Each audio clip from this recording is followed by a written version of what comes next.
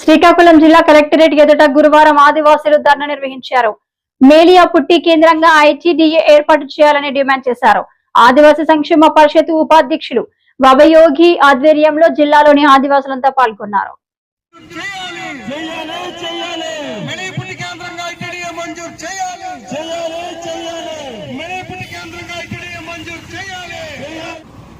నా పేరు వబయోగి, ఆదివాసీ సంక్షేమ పరిషత్ రాష్ట్ర ఉపాధ్యక్షుడిని. జిల్లాల విభజన జరిగి నేటికి 5 సంవత్సరాలు అయినప్పటికీ కూడా శ్రీకాకుళం జిల్లాకి తీవ్ర అన్యాయం చేశారు ఈ ప్రభుత్వాలు. ఈరోజు కూడా శ్రీకాకుళం జిల్లాలో ఉన్నటువంటి 2 లక్షల ఆదివాసీ జనాభాకి ఐటీడీ లేకుండా చేశారు. గతంలో ఇదే శ్రీకాకుళం జిల్లాలో పెద్ద ఎత్తున ఉద్యమాలు జరిగితే ఆ ఉద్యమాల మీద ఈ రాష్ట్ర వ్యాప్తంగా 9 ఐటీడీలు ఏర్పడితే, అలాంటిది ఈరోజు శ్రీకాకుళం జిల్లాకి ఐటీడీ లేకుండా చేయడం చాలా దారుణం. ఇప్పుడే గత నుంచి ఏదైతే జిల్లాల విభజన జరిగిందో ఆ విభజన జరిగిన నాటి నుంచి నేటి వరకు 5 సంవత్సరాల నుంచి ఉద్యమాలు చేస్తూ ఉన్నాం.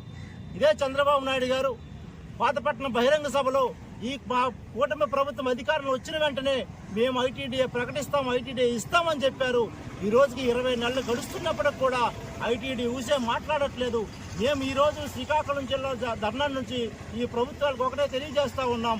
తక్షణమే ఏదైతే అసెంబ్లీ జరుగుతూ ఉన్నాయో ఈ అసెంబ్లీలో మిలియాపుట్టు కేంద్రంగా ఐటీడీఏ నిర్మిస్తామని తీర్మానం చేయాలని మేము డిమాండ్ చేస్తున్నాం.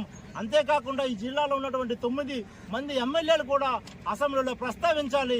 ఈ రోజు అసెంబ్లీలో చూసుకున్నట్లయితే లడ్డూ కోసం, హెరిటేజ్ పాలు కోసం మాట్లాడుకుంటున్నారు తప్ప శ్రీకాకుళం జిల్లా ఆదివాసులు ధర్నాలు చేస్తున్నారు, ఉద్యమాలు చేస్తున్నారు. మిలియాపుట్టు కేంద్రం ఐటీడీఏ కావాలని చెప్పుకోవాలా ఏ ఒక్క ఎమ్మెల్యే కూడా మాట్లాడకపోవడం చాలా సిగ్గుచేటు.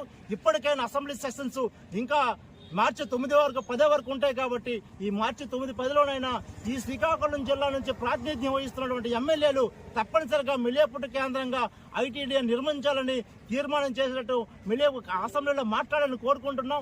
లేకపోతే భవిష్యత్తులో జిల్లా వ్యాప్తంగా అన్ని గిరిజన గ్రామాల నుంచి సేకరించి అసెంబ్లీని ముట్టడించడానికి కూడా మేము ప్రయత్నం చేస్తున్నాం. జై ఆదివాసీ.